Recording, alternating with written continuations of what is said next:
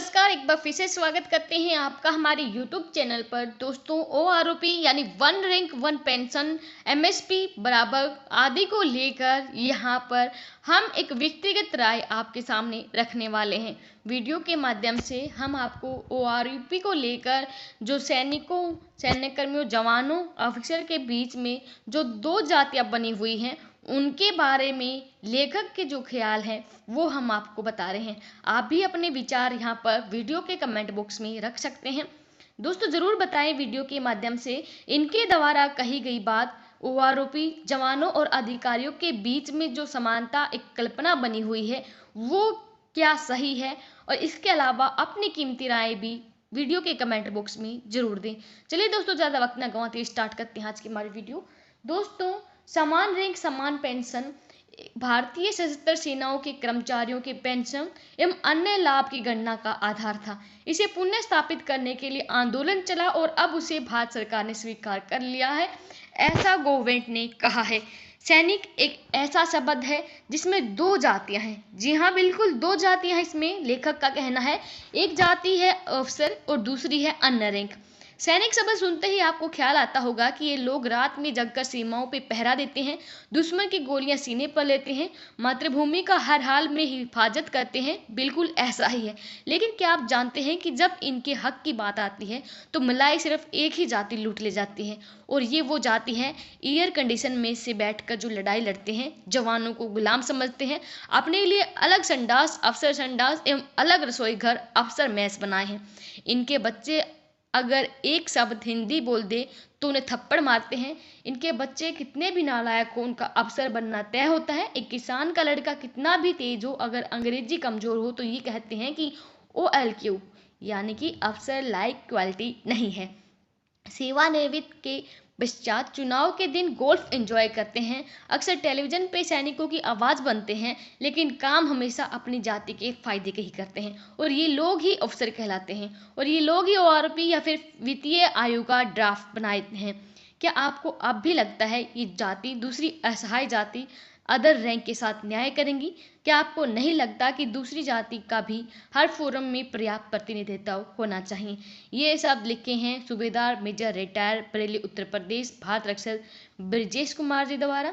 हमारे देश की विडंबना है कि जहाँ किसान को धरती का तात मतलब पिता कहा गया है, उसी धरती माँ की रक्षा के काबिल उसे नहीं समझा जाता। भारत की सेनाओं के सैनिक जो कि गरीब किसान परिवार में से आते हैं, जिनके ऊपर हिंदुस्तान की धरती माँ का कर्ज है, उन्हें सेवादार गुलाम बनाकर उनकी बेइज्जती करी जाती है। आज के हिंदुस्तान में आज़ादी के 68 साल बाद भी देश के गवंठी किसान के बच्चों को अलग संडास, अलग खाना, अलग रहना, मेम साहब के कपड़े धोना, साहब के जूते पॉलिश करना, ये सब गुलामी के काम जबरदस्ती करवाए जाते हैं। सेना में 97% ये गांवठी जवान हैं। इन्हें अफसर बनने प्रमोशन के काबिल नहीं गिना जाता, क्योंकि ये सैनिक अंग्रेजी भाषा व तौर तरीके नहीं जानती। रामलला के समय में चाहे अकबर बादशाह के वक्त में मेरे भारत देश में देसी होना शर्म की बात नहीं थी। आज क्योंकि मेरा सिपाही देसी है, किसी गरीब किसान का बेटा है, उसे फौज से 15-17 साल की देश की सेवा के बाद जब उसका देश प्रेम, उसकी काबिलियत और हिम्मत के चर्चे पूरे विश्व में हैं, तब लात मार मार के सेवानिवृत्त कर दिया जाता है। हर पे कमीशन के वक्त काले अंग्रेज अफसरों की कमी का गाना गाते हैं। कोई ये जवाब देगा कि अपनी प्रारंभिक सेवा का कॉन्ट्रैक्ट में पूर्ण होने पर 99% सैनिक जो 15, 17, 20 साल के अनुभव सिद्ध योद्धा हैं, उन्हें सेना से बाहर क्यों जाने दिया जाता है? ह्यूमन रिसोर्स मैनेजमेंट की कौन सी पॉलिसी है जहां देसी लहजे वाले किसान के बेटे को सैनिक तो बनाया जाता है मगर अफसर बनने के लायक नहीं समझा जाता? ऐसा कौन सा गुण चाहिए जिन्हें कुछ एक ढोंगी काले अंग्रेज सर्विस सिलेक्शन बोर्ड में ढूंढते हैं, और जो उन्हें 99% जवानों में नहीं मिलता? हर साल 15 लाख जवानों में से केवल 10-12 जवान ही अफसर प्रमोट किए जाते हैं। देश के लिए ओलंपिक, एशियाई खेल एवं अंतर्राष्ट्रीय एवं राष्ट्रीय खेलों में पदक पाने वाले, देश का सर गर्व से ऊंचा करने वाले जवानों को भी देसी पाते हुए ये काले अंग्रेज अफसर प्रमोशन नहीं देते। वही सचिन तेंदुलकर, महेंद्र सिंह धोनी, इन सबको कर्नल, ग्रुप कैप्टन बनाकर बड़े ही यहाँ पर वो गर्वित महसूस करते हैं। अगर कपिल देव, सचिन तेंदुलकर और महेंद्र सिंह धोनी को ऑनररी हवलदार मेजर का पद से सुशोभित करते हैं, तो क्या ये खिलाड़ी सेना के इस सम्मान को तैयार होते?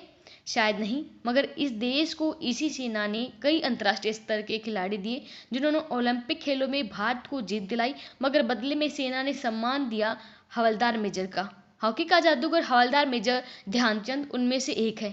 इनको नायब सूबेदार के लायक भी नहीं समझा। जब सेना से इस बारे में पत्रकारों ने पूछा तो सेना ने अपने स्पष्टीकरण में कहा, किसी भी सैनिक खिलाड़ी का प्रमोशन उत्कृष्ट प्रदर्शन के आधार पर हवलदार या फिर नायब सूबेदार के पद तक हो सकता है। अफसर पर ऑनररी पद जवान को लागू नहीं है। ऐसी पॉलिसी ही नहीं है। सेना में सिपाही होने की वजह से न इस खिलाड़ी को सेना में अफसर पद मिला और न ही भारत रत्न के लायक समझा गया। वह तो भला हो सैनिक साथी लोगों को जिन्होंने ध्यानचंद को हवलदार मेजर की जगह मेजर ध्यानचंद कहकर बुलाना स्टार्ट कर दिया और जो बाद में पत्रकार भी मेजर ध्यानचंद कहकर संबोधित करने लगे। तो दोस्तों, जब दो सैनिक एक पद पर एक समय तक सर्विस करके रिटायर होते हैं, पर उनके रिटायरमेंट में कुछ सालों का अंतर होता है और इस बीच नया वेतन आयोग भी आ जाता है, तो बाद में रिटायर होने वाले की पेंशन नए वेतन के अनुसार बढ़ जाती है। लेकिन पहले रिटायर हो चुके फौजी की पेंशन उसी अनुपात में बढ़ नहीं पाती है। क्यों? स्वतंत्र भारत में कोई भी भूखे नहीं मरेगा, अनाज निर्यात नहीं किया जाएगा, कपड़ों का आयात नहीं किया जाएगा, इसके नेता या विदेशी भाषा का प्रयोग करेंगे, ना किसी दूरस्थ स्थान समुद्र स्तर से 7,000 फुट ऊपर से शासन करेंगे। इनके सैन्य खर्च भारी नहीं होंगे। इनकी सेना अपने ही लोगों या किसी और की भूमि को अधीन नहीं करेगी। इससे सबसे अच्छे वेतन पाने वाले अधिकारी इसके सबसे कम वेतन पाने वाले सैनिकों से बहुत ज़्यादा नहीं कमाएंगे और यहाँ न्याय पाना ना खर्चीला होगा ना फिर कठिन होगा। ऐसा सरदार वल्लभ भाई पटेल ने कहा था। अब मेन पेज कहाँ फंसा है? फौजियों की पेंशन की तुलना सामान्य सरकारी कर्मचारियों से नहीं की जा सकती, क्योंकि एक और जहां सैन्य अधिकारी वर्ग सामान्य सरकारी कर्मचारी को 60 साल तक तनख्वाह लेने की सुविधा मिलती है, वही सैनिक कक्षा के जवानों को साल में ही रिटायर होना पड़ता है और उनकी सर्विस के हालात भी अधिक कठिन होते हैं। अंग्रेजों के समय में सैनिक वर्ग के फौजियों की पेंशन तनख्वाह की करीब 80% होती थी, जबकि सैन्य अधिकारी वर्ग और अन्य सामान्य सरकारी कर्मचारियों की 33% हुआ करती थी। भारत सरकार ने इसे सही नहीं माना और 1957 के बाद से फौजियों की पेंशन को कम की और अन्य क्षेत्रों की पेंशन बढ़ानी स्टार्ट कर दी। सेना में भर्ती हुए प्रत्येक जवान को आजाद भारत के नागरिक होने के बावजूद अपने मानवाधिकार और संवैधानिक मूल अधिकार स्वेच्छा से त्यागे और स्वैच्छिक दायित्वों का स्वीकार किया। अफसर के हर आदेश को पत्थर की लकीर समझकर माना। इस दुनिया में जन्मा प्रत्येक जीव स्वतंत्रता की कामना करता है। हम फौजियों ने अपना आत्मसम्मान, अपनी आज़ादी देश को अर्पण की है। सेना में सेवारत रहते समय पर हम देसी भारतीय फौजी भाई अपने साथ हुए हर अन्याय को सहते रहे हैं। समय बड़े बड़े घाव को भर देता है। सैनिकों की व्यथाएं इसीलिए काफ़ी सामान्य ही लगती है, क्योंकि हमें आदत सी हो गई है। आज हमारी ये स्थिति है कि हमें से काफ़ी सारे ऐसे लोग हैं जो मानसिक कमज़ोर उसके शिकार होते हैं और इस तरह पूर्व अफसर ये स्वीकार करने को तैयार नहीं कि पूर्व सैनिक अब उनके दास गुलाम नहीं। पूर्व सैनिकों को और उनके परिवारजनों को उतना ही सेवा और सम्मान पाने का अधिकार है जितना कि उन्हें और उनके परिवार को। पहली लड़ाई अपने स्वाभिमान की होनी चाहिए। भेदभाव खत्म होना चाहिए। फौजियों की मांग है कि 1 अप्रैल 2014 से जो योजना छठे वेतन आयोग की सिफारिशों के साथ लागू हो। फौजियों का कहना है कि असली संतुलन लाना है तो हमें भी 60 साल पर रिटायर किया जाए। हमें तो 33 साल पे ही रिटायर कर दिया जाता है और उसके बाद सारा जीवन हम पेंशन से गुजारते हैं, जबकि अन्य कर्मचारी 60 साल तक पूरी तनख्वाह पाते हैं। ऐसे में हमारी पेंशन के प्रतिशत को कम नहीं करना चाहिए।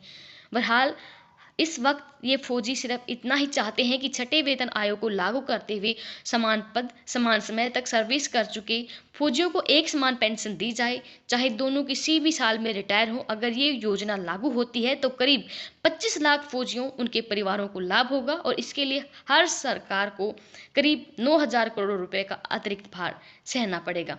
तो दोस्तों, ये विचार आपको कैसे लगे? क्या इनसे आप सहमत हैं? वीडियो के कमेंट बॉक्स में अपनी राय जरूर दें। इसके अलावा आपका भी कोई अन्य विचार है वो भी जरूर बताएं। धन्यवाद। जय हिंद, जय भारत।